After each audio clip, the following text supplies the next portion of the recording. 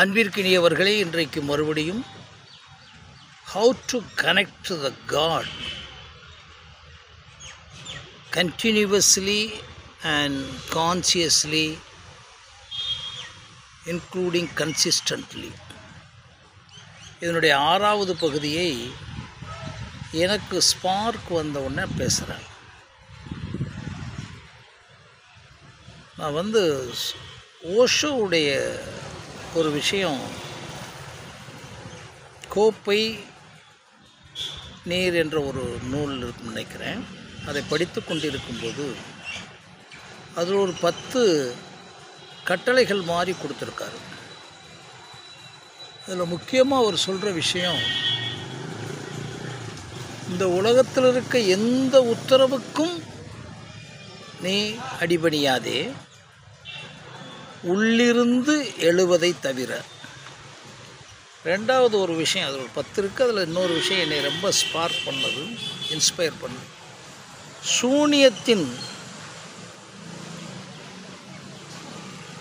சூன்யம்தான் சத்தியத்தின் வாசல், வழி, முடிவு. எல்லாத்துக்கும் அதுதான், சூன்யமாவது தான் என்பதை சொல்லியிருக்காரு. இந்த 2 விஷயம் சூன்யம் என்பது டோட்டல் எம்டினஸ், உள்ளிருந்து எழுவது என்று சொல்கிறார் இல்லைங்களா. உலகத்திற்கு எதுக்குமே எந்த உத்தரவுக்கும் நீ அடிபணியாதே, உள்ளிருந்து எழுவதை தவிர. அந்த உள்ளிருந்து எழுவது என்பது நம்மளுடைய ஸ்பார்க் ஆர் ஹேப்பனிங் தாட்ஸ் தான், ஆர் ஹேப்பனிங்ஸ் சென்சஸ். அது இமோஷன் வச்சுக்கோங்க, சென்சிட்டிவிட்டின்னு வச்சுக்கோங்க, மைக்ரோ சென்சிட்டிவிட்டின்னு வச்சுக்கோங்க. எழும் இந்த விஷயத்தை நீங்கள் புரிவதற்கு முன்னால் நீங்கள் பல நேரங்களில் அனுபவிச்சிருப்பீங்க. நான் ஒரு வாரமாக திங்க் பண்ணிக்கிட்டே இருக்கேன், எனக்கு முடிவே வரலை. பட் ஒரு திடீர்னு எனக்கு ஒரு ஸ்பார்க்காக வந்தது, அல்லது கனவுல வந்ததுன்னு சொல்லுவாங்க. அப்படியே பார்த்தேன், அது முடிவு வந்துருச்சு எனக்கு சொல்லுவாங்க. எனக்கு படுது, திடீரென்று பட்டது, இதெல்லாம் விஷயம். பட் அதில் இருக்கக்கூடிய சயின்ஸையும் புரிஞ்சுக்கோங்க, மெய்ஞானத்தையும் புரிஞ்சுக்கோங்க. நாம் ஒரு எண்ணத்திற்காக நாம் முயற்சி பண்ணிக்கிட்டே இருக்கிறோம், முடிவு வரலைன்னா நாம் விட மாட்டோம். மறுபடியும் அதிலே அனாவசியமாக பயணம் பண்ணிக்கிட்டே இருப்போம், குழப்பமாயிடுவோம். அந்த ஸ்பார்க் நடப்பது நம்மளுடைய நியூரானிக்கல் நெட்வொர்க்கில் தான் நடக்குது. அதை நல்லா தெரிஞ்சுக்கணும். நியூரானிக்கல் நெட்வொர்க் மீன்ஸ் பிரெயினில் இருக்கக்கூடிய நியூரானிக்கல் நெட்வொர்க்கில் தான் நடக்குது. பட்டு நாம் காத்திருப்பதில்லை. நம்மளுடைய அறிவுனால், நம்மளுடைய திட்டங்களினால் பண்ணுறதெல்லாம் பிளானிங் தாட்ஸ். ஆனால் அதை கடந்து ஹேப்பனிங் தாட்ஸ் பிரெயினில் ஓடிக்கிட்டே இருக்கும். அதை ஸ்பார்க்குன்னு சொல்லிக்கங்க, எழுவதுன்னு சொல்லிக்கங்க, திடீரென்று எனக்கு ஒரு உணர்வு வந்ததுன்னு சொல்லிக்கங்க. எப்படி இருந்தாலும் சரி, அந்த நிலைக்குள்ளே நாம் வந்தோம்னு சொன்னால் நிச்சயமாக நம்ம சாதாரண அறிவிலிருந்து கிடைச்ச விஷயத்திலிருந்து கட் பண்ணி, நம்மளுடைய ஆற்றல், கெட்டிக்காரத்தனை எல்லாம் கட் பண்ணி, something is going on in our brain அப்படின்ற விஷயத்தை ஃபஸ்ட்டு அண்டர்ஸ்டாண்ட் பண்ணும். Something in our brain or body or anything as you like. அது எப்படி சொன்னாலும் நீங்கள் சொல்லிக்கங்க. பட் உடலுக்குள்ளே தான் நடந்தது.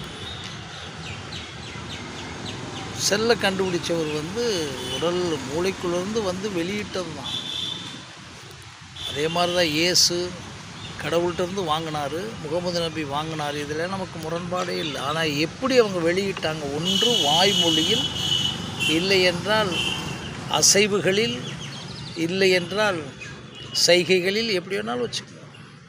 ஒரு சிற்பிக்கு ஒரு விஷயம் வருது, அது காலையெல்லாம் நடக்காது, உலகத்துக்கு தெரிஞ்சது. அதைத்தான் நம்ம என்ன சொல்கிறோம், இதை நீங்கள் உள் வாங்குறீங்கல்ல, அந்த உள் வாங்குறதுல you should identify whether I am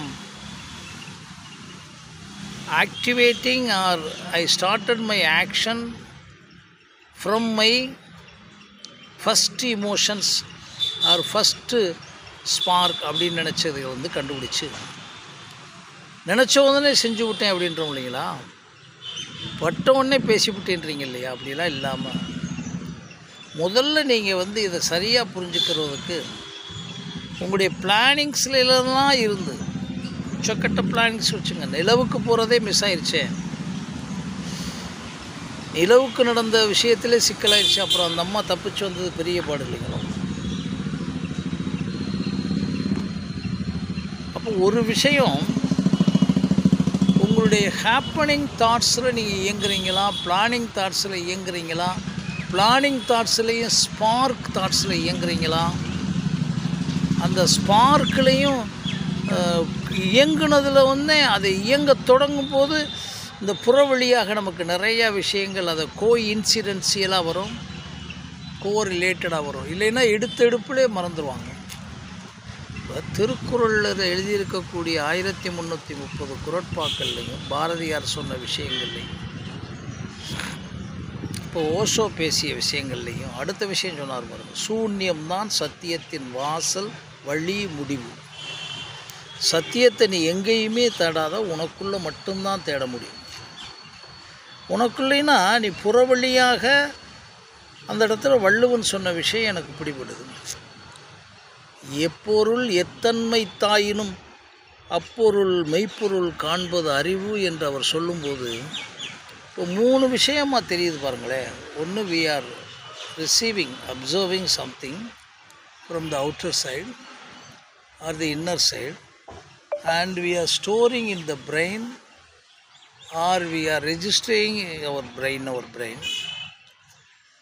அந்த registration முடிந்தோடனே we started to act. அப்படி இருக்கக்கூடாதுன்றது. அப்போ ஃபஸ்ட்டு இதனுடைய பயிற்சி எப்படின்னா, you identify it, observe it.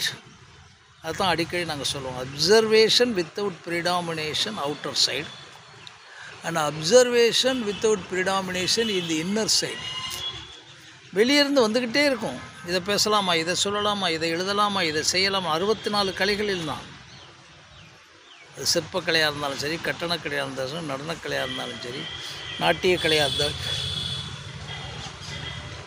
பேச்சுக்கலையாக இருந்தாலும் சரி, இப்போ இதெல்லாம் வந்துக்கிட்டே இருக்குன்னு சொன்னால் நீங்கள் ஐடென்டிஃபை பண்ணுங்கள் எது விச் இஸ் தி பெஸ்ட்டுன்னு சொல்லி. அப்போ we have to wait. First ஹேப்பனிங்க்கு காத்துருங்க. ஒரு பெரிய திட்டம் போடுறீங்க, அது எந்தெந்த அவங்களுக்கு தானே தெரியும்.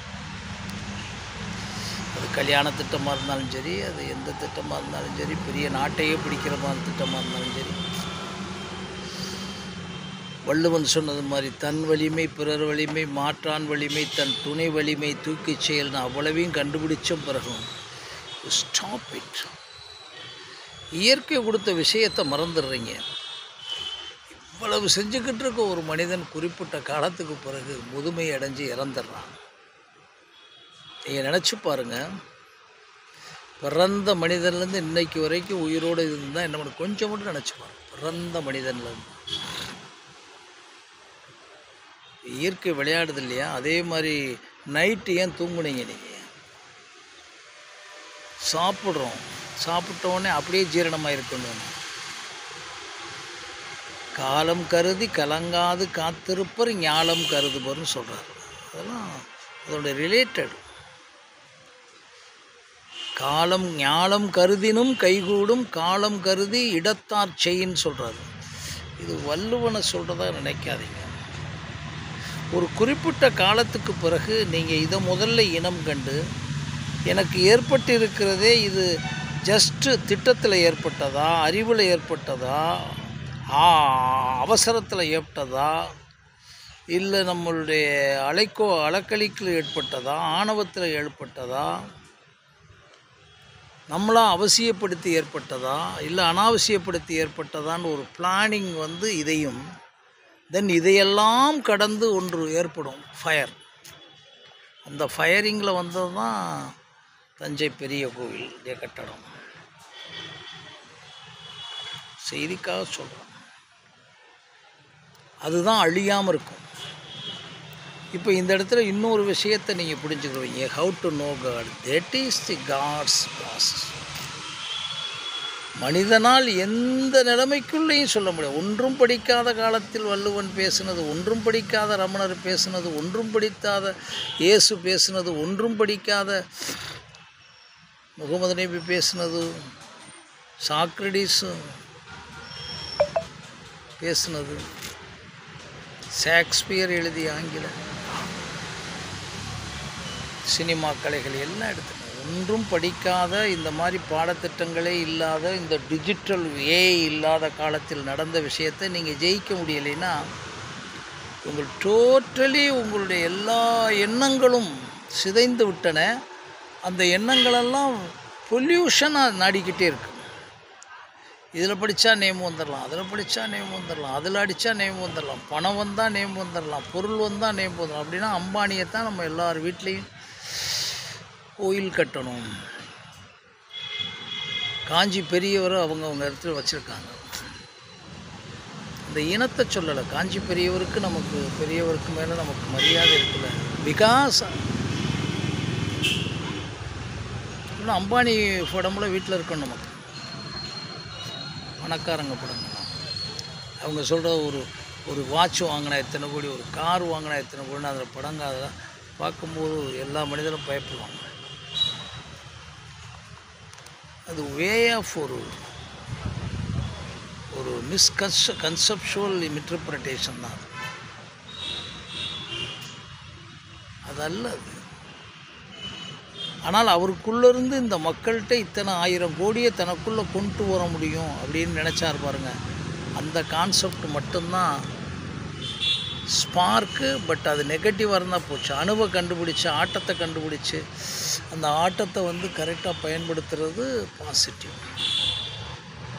அதையே ஒவ்வொரு மனிதனை அழிக்க போடுறாங்களே. இப்போ இலங்கையில் போட்டாங்கள்ல.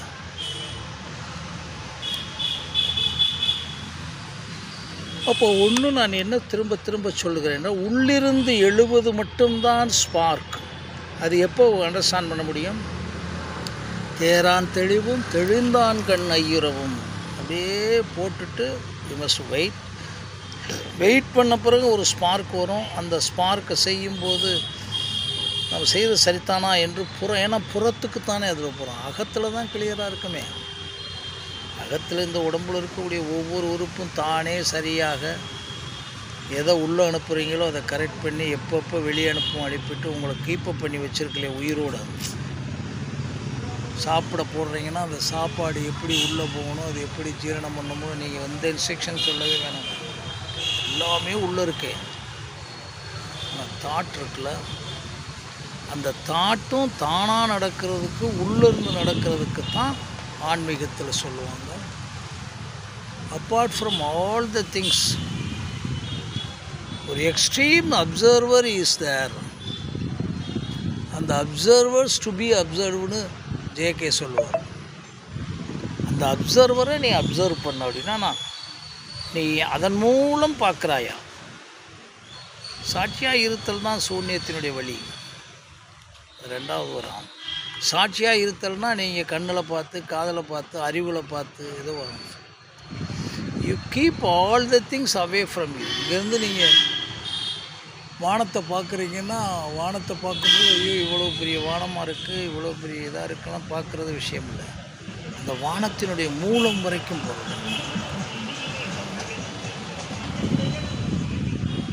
ஒரு மலர் பார்க்குறீங்க, அந்த மலர் வந்து எதுலேருந்து வந்தது? ஒரு சின்ன விதையில் இருந்ததுல தான் வந்தது. மல்லிகை எடுத்துக்கல, ரோஜா எடுத்துக்கல. அதனுடைய மூலத்தை பார்க்கிறது. அந்த மூலத்தை பார்ப்பதற்கு தான் இந்த வெயிட்டிங் சென்சஸ். அந்த வெயிட்டிங் சென்ஸ் வந்தால் தான் அதை பொறுமைன்னு இவங்க சொல்கிறாங்க. அதெல்லாம் நான் விட்டுறேன். அனுபவத்திற்கு பிறகு வரணுன்றாங்க. ஓகே, பட் அதை ஒரு தடவை ரீச் ஆகிட்டிங்கன்னா தட் இஸ் தி காட். அதுதான் கடவுள் தன்மை, கடவுள். அதை பார்க்க என்ன நடக்கும் அப்படின்னு சொல்கிறீங்க. பார்க்க இந்த உலகத்தில் நீங்கள் எதை செய்யணுமோ அதுக்குரிய எல்லா ரகசியங்களும் வரும். இலான் மஸ்குக்கு வந்துச்சுன்றீங்க, வள்ளுவனுக்கு வந்துச்சுன்றீங்க, ஐன்ஸ்டீனுக்கு வந்துச்சுன்றீங்க, நோபல் பரிசுன்னு சொல்கிறீங்க. It's an idea. அந்த இடத்துல தான் நம்ம பூமியில் இருக்கக்கூடிய அண்டத்தில் இருக்கும் அனைத்தும் பிண்டத்தில் இருக்கிறது என்பது. உங்கள் உடம்புக்குள்ள எபிஜெனட்டிக்ஸ் படி நீங்கள் if you convert your total brain as an antenna, you can convert இட்டுன்றார். நீங்கள் பண்ணவே முடியும். எபிஜெனட்டிக்ஸ் ஒவ்வொரு மூளைக்குள்ளே இருக்க ஒவ்வொரு டிஎன்ஏயை வைத்து அந்த மரபணு ஒவ்வொரு அணுமணுமான மூளையில் இருக்கக்கூடிய ஒவ்வொரு டிஎன்ஏயும் ஆண்டனாவாக மாறும் அப்படின்ற அது when it happens when you become total empty. அந்த டோட்டல் எம்டிக்கு தான் எல்லோரும் கேட்குறாங்க. அது எப்படி சார்? மாத்திரை மருந்து மாதிரி கேட்குறாங்க எல்லாரும். அது எப்படி ஆகுறது? ஒன்றும் ஆக முடியலை. இப்போ சொன்ன ஆல் ஸ்பிரிச்சுவல்ஸ் ரிச்சுவல்ஸ் எல்லாமே உங்களுக்கு அப்படியே பைபாஸ். அப்படின்னா இந்நேரம் நீங்கள் உலகத்தில் இருக்க இப்போ 700-800 கோடி பேர் இருக்காங்கன்னா அது 4 கோடி பேராச்சும் ஆயிருக்கணுமே. ஆகவே இல்லையே. வேர்ல்டுலேயும் கிடையாது. தமிழ்நாட்டில், இந்தியாவில் இல்லை. இமயமலைக்கு போனீங்கன்னா ஒரு 30-40 பேர். அவங்களும் பேசுகிறத பார்த்தா அடைஞ்சிட்டு அவங்க என்ன செஞ்சாங்கன்ட்டு இல்லை. பட் அடைந்த பிறகும் இந்த பூமியில் அதுதான் நம்முடைய அறிவியல் ஆன்மீகம். அதனால் உள்ளே எழுகிறது எப்படி எழுகிறது? நாம் நினச்சோமே அது மாதிரி இருக்கா? இல்லையே, வித்தியாசமாக இருக்கே. நாம் நினச்சது இல்லையே. ஒரு குழந்தைய வளர்த்துக்கிட்டு இருக்கீங்க, ஒரு ரெட்டை குழந்தையாக வளர்ந்துக்கிட்டு இருக்காங்க, ட்வின்ஸாகவே இருக்காங்க. ஒரு குழந்தை ஒரு மாதிரி வளருது. இந்த பையன் எப்படி இருக்கான்? 2 பேரும் ஒரே மாதிரி தானே சாப்பாடு கொடுக்குறோம், ட்ரெஸ் கொடுக்குறோம், ஸ்கூல் வச்சுருக்கோம். ஏன்? பிகாஸ் ஆஃப் டிஎன்ஏன்றோம். Then how it DNA activates, how to evaluate it, how to elevate it, how to enlighten it, enlarge it, how to அப்படின்னு நீங்கள் நுழைக்கும் போது தான் அந்த நுழையிற விஷயங்கள் வந்து உங்களுக்கு you can understand it, how it's going on. பாருங்கள், ஒரு பலூனை ஊதிடலாம், ஒரு தண்ணியை பெரிய குளத்தையே நிரப்பிடலாம்.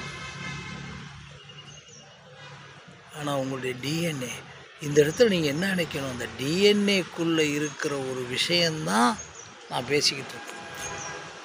உங்களுக்கு தெரியலை வைக்கலைன்றதுக்கெல்லாம் நான் இல்லை.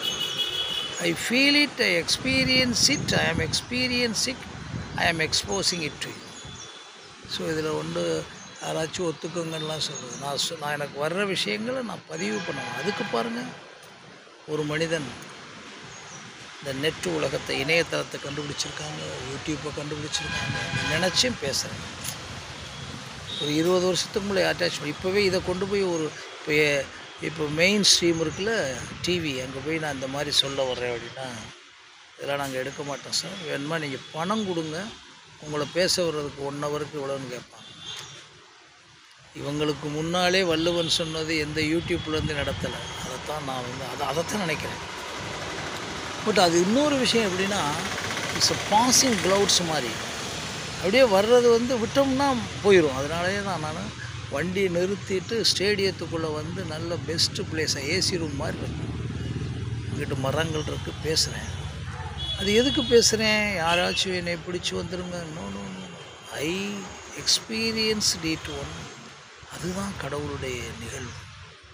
யாராவது ஒரு மனிதனுக்கு ஏதாவது ஒன்று கொடுத்து, குரான்னு ஒன்று கொடுத்து, பைபிள்னு ஒன்று கொடுத்து, இன்றைக்கி 100 கோடி பேர் 50 கோடி பேர் ஃபாலோ பண்ணி அசையாமல் இருக்காங்களே, இவங்க பூரா திங்க் பண்ண முடியும்னா அதைத்தான் சொல்கிறேன். எல்லாத்துலேயும் ஒரு 40% இதே மாதிரி ஆவதற்கு வழி பண்ணுங்க. உங்களுடைய அணுவணுமான நிகழ்விலும், உங்களுடைய அணுவணுமான செயலிலும், உங்கள் அணுவணுமான எண்ணத்திலும் ஏதோ ஒன்று நமக்கு தெரியாமலே ஏங்கிக்கிட்டு இருக்கேன். அரிசியை பார்க்குறோம், அரிசிக்குள்ளே என்ன இருக்குன்னு தெரியாது. மாம்பழத்தை பார்க்குறோம், அதுக்குள்ளே என்ன, மாம்பழத்தை கடித்து பார்த்தா அது ஒரு இனிக்குது, வாழைப்பழம் அது தனி இனிப்பு, பலாப்பழம் அது ஒரு தனி இன்பில்டடாக இருக்கே. இது லைக்வைஸ் உங்களுக்கு எல்லாத்தையும் கண்டு அதை அப்சர்வராக இருந்து அதை தானே இவங்க ஆன்மான்றாங்க. அதை சொன்னால் இவங்களுக்கு நிறையா பிரச்சனை இருக்குது. ஒன்று பார்க்குது உங்களை உள்ளேருந்து, ஒன்று இயக்குது, சாப்பிட இயக்குது, அது எனர்ஜின்றீங்க. செத்த பணத்துக்கு சாப்பாடு கொடுக்க முடியுமா சார்? இல்லை உடம்பெல்லாம் கெட்டு உணவுலாம் உள்ளே போகாதவனுக்கு சாப்பாடு கொடுக்க முடியுமான்னு பாருங்கள் சார். சாப்பிடவே முடியலேன்னு வெறும் லிக்விடில் ஃபார்மில் கொடுப்பாங்க. அப்போ என்ன சார், இத்தனை ஆண்டுகள் உங்களை நடத்தியிருக்கு சார், அதை மட்டும் ஃபீல் பண்ணுங்கள். அதுக்கு பிறகு அது இது அங்கே ஃபீல் பண்ணாமல் குழந்தையிலேருந்து ஃபீல் பண்ண வச்சுட்டு தான் நான் திருப்பி இவ்வளவும் சொல்லிவிட்டு என்ன சொல்கிறேன், குழந்தையிலேருந்து ஃபீல் பண்ண வைங்க. இல்லைன்னா ஒன்றும் செய்ய முடியாது. பூரா புத்தகமாக இருக்கும், பூரா சொற்பொழிவாக இருக்கும். வயதானவங்க வீட்டை விட்டு அசைய முடியாதவங்க வந்து கேட்குற சொற்பொழிவு ஒன்று நடக்குது. அதில் சொல்கிறாங்க சொற்பொழிவு. இதில் பாருங்கள் 500 பேர் கூடிட்டாங்க. இந்தியாவில் 700 கோடி பேர், 136 கோடி பேர் இருக்காங்கப்பா. இந்த கூட்டத்திற்கு அதிகமாக வந்து விட்டாங்க. என்ன வந்துட்டாங்க? You have not inserted them with proper and purified and unpolluted concept towards them. அதனால தான் because of that only everybody is confusing. புதுசாக குரு தேடிக்கிட்டு இருக்கான். அவன் நினச்சதெல்லாம் பேசுகிறான். யூடியூப்பில் வருது, அது ரொம்ப ஈஸியாக போயிடுதான். அவன் நினச்சதெல்லாம் பேசுகிறான். அதெல்லாம் நமக்கு விஷயமே இல்லை. இல்லைன்னா இருக்க புக்கு எடுத்து வச்சு 108 உபநிஷத்தை எடுத்து வச்சு கடை மாட்டுக்கிய முட்டைக்கன் எடுத்து வச்சு விளக்கம் விடும். Did you feel it? சரி, ஹவு டு ஃபீல்? இன்னொரு உலகத்தை மறந்துடுறாங்க. யாராவது ஒருவனுக்குத்தான் முழுமையாக அடைய வருகிறது. அந்த அடைந்தவன் மற்றவர்களுக்கு அவன் அடுத்தவர்களுடைய உணர்வுகளுக்கு தகுதி பேசுகிறது.